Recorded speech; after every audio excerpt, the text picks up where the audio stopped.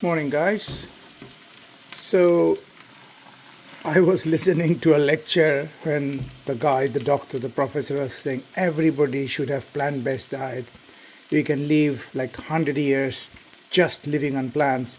And then there is another professor talking about we should only eat protein and fat and water, like extreme of the keto diet called carnivore diet. Like whatever a tiger would eat, you would eat that. If a tiger is not eating, you're not eating. So is a human cow or is human more like tiger? That's $1 million question. Now it is true that humans can have both. So it's a human food spectrum. But depending on your stage of life, your inflammation, your rest, your activity, do you need to switch on more to the keto sometime, or protein, high fat, less carb, or we go for less fat, less protein, less carb, less everything, but a lot of fibers. Now, fibers mean carbs, right? The carbs are of two types. One is called undigestible carb or cellulose, only cows can digest and get energy out of it.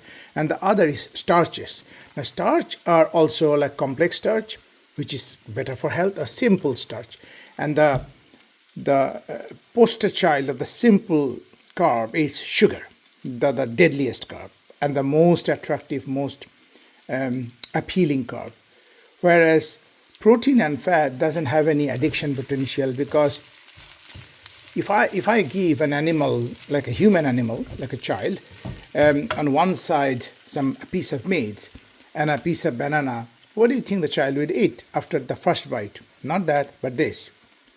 Now, there is a lot of debate about all the vitamins and the prebiotic fibers and the adaptogens and all that you find in plant. And then the other professor is telling plant has got phytochemicals, which can be phytotoxin, because plant want to protect them so that humans don't eat them, animals don't eat them. So don't eat plants.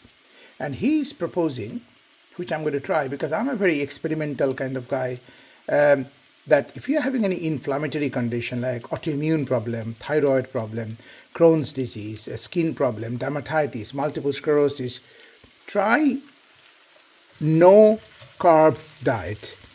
But he is going one extreme, not only no carb, no veg. Now, we all love vegetable, don't we?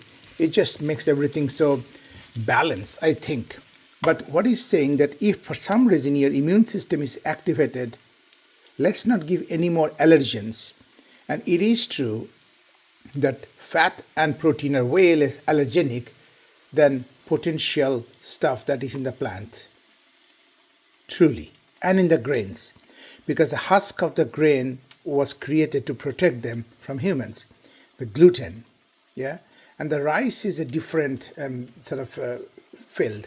Because rice is pure starch, white starch. So carb is bad, everybody agrees. But everybody agrees carb is most addictive and most pleasing, and we feel happy with carb. So there's agreement. But fiber, aka plants. So plant is nothing but fiber and starchy stuff. Yeah. So fiber, do you need fiber? This guy is telling that show me the difference in the microbiome composition of somebody who is purely vegetarian and somebody who is purely carnivorous. The human's gut, the length of the gut, for the cow, the length is long because they need to ferment and digest, whereas a tiger, a leopard, doesn't need to digest that much. Their digestion finishes high up, so they have got a shorter colon length. So human evolution biologists will say when we started, we had a really long gut, and then it became a bit shorter because we picked up meat, and then we become ambivalent. We can do anything, and that's how human race survived. So when there is a big woolly mammoth, you kill it, eat it, all the fat and meat and blood and everything. And when there is no animal to chase, you just pick up some underground root vegetables or fruit if you're lucky. Fruit is so rare. That's why sugary stuff we are addicted to. And particularly if you mix some fat in the sugar, that's like the mother of all addiction, because the mother gave us milk. And the milk is the only naturally occurring food that has got a perfect mixture of fat And carb, and a big proportion of that carb is sugar. And that's why cookies are so, my mouth is watering. So I'm going to try this because recently I started having some funny skin rash which nobody can help. Although I'm a doctor myself, but I listen to other doctors. So steroid we tried, tacrolimus we tried. Now they want to blast me with some steroids. I say, look, I have to listen to the doctor. I will do what they're saying, but that's not a long-term solution. I truly believe the long-term solution is in the food and my mind, how I behave. Yes, I'm going through a little bit of workload related stress, and NHS is really busy. I'm the lead for the department, so a lot of challenges of other people is coming to me to solve or help to solve the challenges.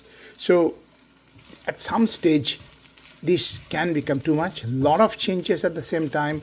Hospital changing the electronic patient record system, and a lot of colleagues leaving, a lot of new problem, a lot of sickness skyrocketing. So we can handle all the stress if it comes little. But when it comes together at one go, then we need to bond with other humans and make a bigger fence, bigger strength. We alone will crumble, and that's what I'm trying to do. I'm trying to team build so that we all support my neurodiversity with your neurotypicality and other types of neurodiversity. So that's what is the beauty of the spectrum. So like food is a human food spectrum, we are in a spectrum. On one side, we have got a central big chunk of 93% of the humans, neurotypicals you call, and then you have got two other extremes. On one side, you have got totally introvert, logistic, will not make eye contact, but they're superly efficient, like IT programmer maybe, because they're vertical thinkers. And the other extreme, which I belong to this extreme, we are very horizontal thinker. We recognize patterns in a second. We tell the movie plot like this is going to happen because I'm in my mind running many algorithms vertically and horizontally at the same time and finding the patterns.